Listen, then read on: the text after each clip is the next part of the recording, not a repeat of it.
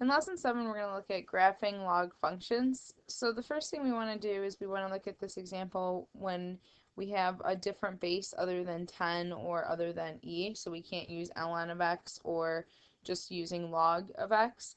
So we have to use our change of base formula here. So if you remember, whenever you have some base other than 10 or other than e, what you do is you do log of whatever this is, so in this case x, divided by log of whatever the base is. And notice that I just said log of x over log of 2, but because this is our common log, it's a base 10.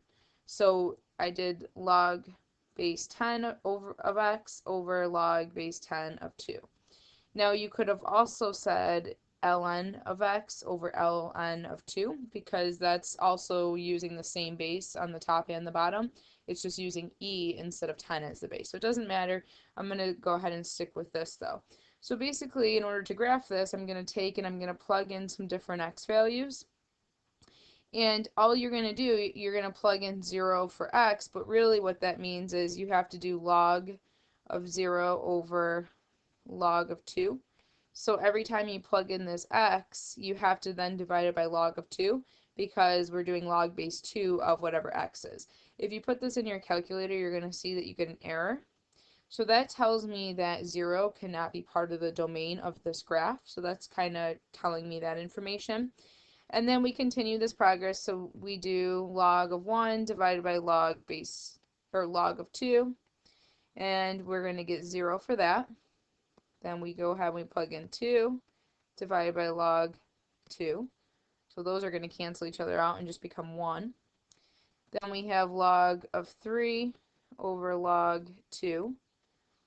And this is going to be a decimal 1.6. We'll leave that as. And then log of 4 divided by log of 2. And that's going to end up giving me 2. So let's go ahead and plot these points. So we have 1, 0. We have 2, 1. We have 3, 1.6, and 4, 2. So basically, if you remember the log function, it's a reflection over the line y equals x of the exponential function. So my exponential function would go something like this, where the log function is going to eventually level off to this side, and it's going to come and get closer and closer to 0, but not actually touch 0. Because remember, when we plugged 0 into that, we got an error. So that tells me that I can't ever have 0 as part of my function. And imagine this dotted line going through y equals x. If I were to reflect the exponential function over that, you get out this log function. So basically, the graph of this is the reflection of the exponential function over the line y equals x because they're inverses of each other. So this is going to be my equation, y equals log base 2 of x. This is going to keep on increasing upward where this will never cross 0. So instead of having a horizontal asymptote, we have a vertical asymptote this time.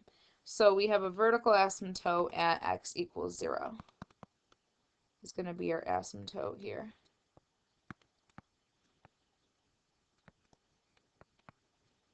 And basically our asymptote this time, remember how our asymptotes when we did exponential functions dependent on the vertical shift. So if we shift it up or down, the asymptote changed as well. This time our asymptotes are going to focus on the horizontal shift. So in this case I didn't have a horizontal shift, so my asymptote's at x equals 0. If I have a horizontal shift, my asymptote's going to change with that. So looking overall at the domain of this graph, we know that it can't ever cross x equals 0.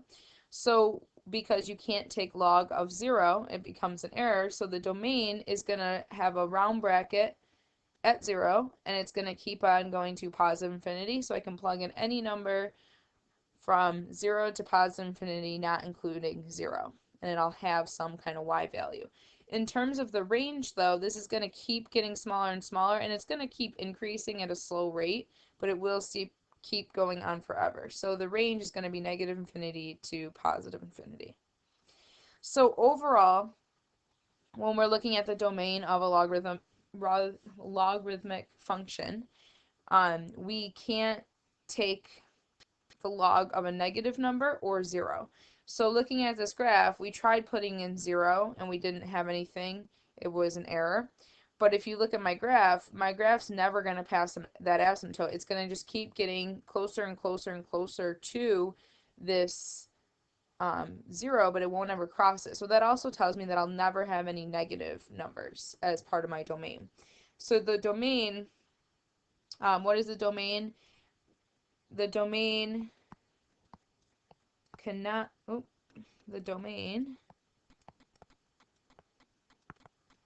cannot include negative numbers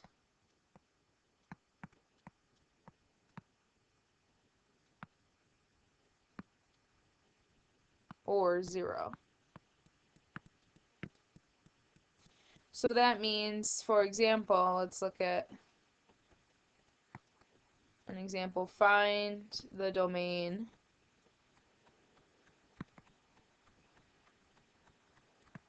of y equals log base 2 of x plus 2 minus 3. Looking at this, I can't just say that the asymptote's going to be x equals 0, meaning the domain is just going to be 0 to infinity, because now I have a horizontal shift. So in this section here, this is the section that's going to affect my domain. This section has to be not negative or not equal to 0. So it has to be positive, which means greater than 0, and I can't have it equal to 0. So what you do is you set that piece greater than 0 and you solve it. So I subtract 2 from both sides. I get x is greater than negative 2. So the domain is going to go from negative 2 to positive infinity. So basically my vertical asymptote is going to be at x equals negative 2. And my graph will get really, really close to negative 2, but it won't ever cross it, because then that would mean I would be taking log of 0 or a negative number. So bottom line, you can't ever take a log of a negative or 0. You're going to get an error. So that's how we're going to decide on our domain, is wherever that vertical asymptote is. And it'll basically be by taking this inner part and making sure that that's greater than 0. So let's look at some other graphs that have been shifted. So in this equation here, this is your basically graph that has been translated. So our parent function is going to be the same as like what we did when we did those exponential functions. We're always going to keep that a. So if there's some constant being multiplied, we don't want to have to worry about a vertical stretch or shrink. So we're just going to call our parent function a times log base of x, log base b of x. And b can change, so it might be that we use natural log if we're looking at a base e. But we're always going to keep that a in front when we're talking about the parent function. And then our translation is always going to be the h and the k. It's always going to be the opposite sign for the h, and you're going to keep the sign for k. So in this particular example, if it's a negative h, that means we're going to be moving right h and up k, since it's a positive k. And remember, you can remember our acronym HIVO. So horizontal inside, vertical outside. Horizontal, you do the opposite. Vertical, you do what makes sense. And then the asymptote is always going to be a vertical asymptote this time, because basically we reflected the horizontal asymptote for exponential functions over the line y equals x, which means horizontal becomes vertical when you reflect it over the line y equals x. So the horizontal asymptote is always going to be the equation x equals h. So notice that it's always going to be opposite the sign. So if it's a negative h, you're going to make the horizontal opposite sign of that. So the asymptote, the vertical asymptote, is always going to be the same as whatever this translation is. So let's look at this first example. So first thing we want to do is we want to find the parent function. So PF for parent function. So we're going to keep everything except for the shift. So I'm going to have 2 times log base 3 of x. So this really means in my calculator, when I go to enter these values, it's going to be 2 times, and then I have to do the change of base formula. So log x over log 3. And remember, change of base, log of the bigger thing divided by log of the base. So this is what we'll be using to evaluate. And when I go ahead and do this, I'm going to start right at 1 because since this has no shift, I know that I can't plug in 0. I'm going to get an error. So I'm going to start at 1 and I'm going to go just do 4 points here just to get a general idea. So I'm going to plug this in. So I would be plugging 1 in for x and enter it just as you see it. And you should get 0 when you do that. 1.3, 2, and 2.5. So then I'm going to go ahead and I'm going to plot those 1, 0. 2, 1.3, 3, 2, 4, 2.5. And again, remember this will eventually just keep on increasing, but it's going to keep going down and get really, really close to 0, to x equals 0, but it won't actually touch it. So I'm going to just label this. And I'm not going to draw in the asymptote yet just because I don't want it to get too crowded. So now what I'm going to look at is the translation part of this. So when I compare my parent function to the original function, I have a plus 3, which means I'm going to do the opposite of that. That's going to be my horizontal because that's in the inside. So I'm going to be moving left 3, and then I'm going to be moving down 5. Vertical is on the outside. So I'm going to take each of these points. I'm going to move left 3, so 1, 2, 3, down 1, 2, 3, 4, 5. 1, 2, 3, down 1, 2, 3, 4, 5. 1, 2, 3, down 1, 2, 3, 4, 5. 1, 2, 3, 1, 2, 3, 4, 5. And again, remember, keep the same shape here. It's going to keep on increasing. Do your best to connect this to make it look like a curve. And then in terms of this, it's going to get really, really close to the line x equals -3. And the reason why I know that x equals -3 has to be the horizontal or the vertical asymptote is because if you look, the vertical asymptote is always the shift here. So it's always what value would you have to put. So basically it's x plus 3 is greater than 0 and you solve that. And it would be x has to be greater than -3 for the domain. So my asymptote is going to be at -3. It's whatever the shift is. So since I shifted left 3, the asymptote is going to be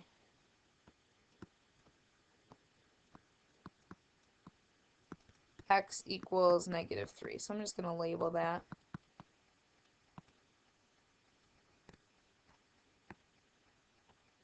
So then the last thing here is let's make sure we label our final equation, which is the purple graph.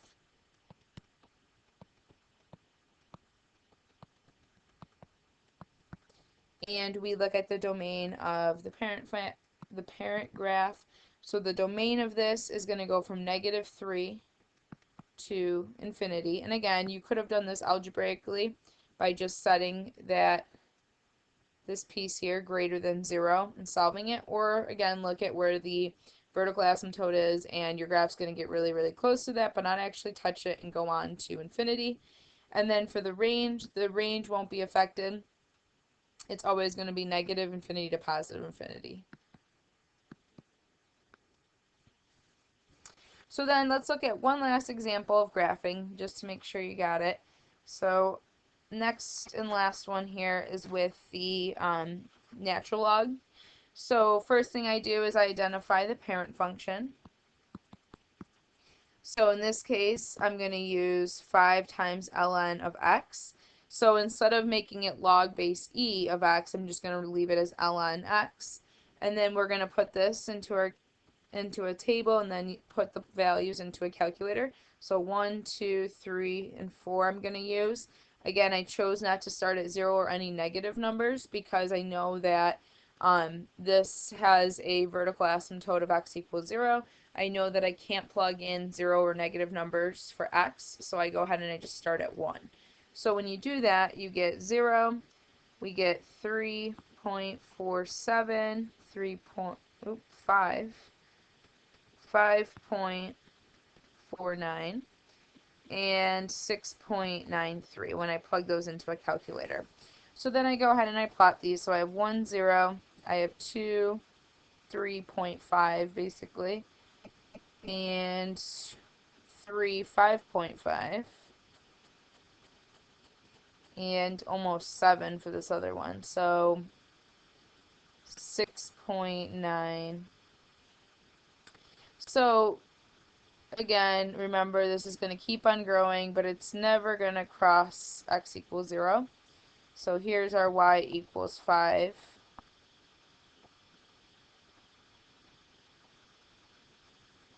So 5 ln of x. And then we look at the shift of this. So then the translation of this,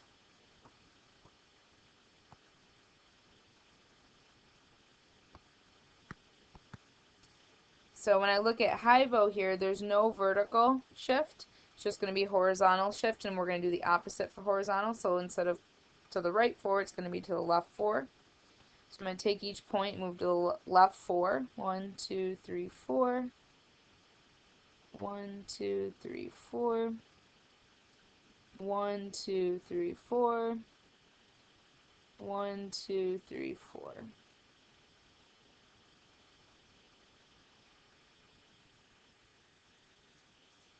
So here's our graph y equals 5 times ln of x plus 4. And then looking at my graph, I knew that I had a vertical asymptote at x equals negative 4. Reason why I know that is because my horizontal shift was at negative 4. So my vertical asymptote is going to be at x equals negative 4. Also, if you set this greater than 0, and you solve it, you're going to get x has to be greater than negative 4 for the domain. So that tells me my asymptote has to be at negative 4. So the asymptote is at x equals negative 4. So I'm just going to list that down here. And again, so it's always the asymptote for these is always the opposite sign as the number inside of parentheses, because it's basically the horizontal shift. So you always do opposite. Where when we did exponential functions, the horizontal asymptote was always the vertical shift, so it was just always whatever that number is. The vertical asymptote for these, for the log functions, has to be the opposite of that.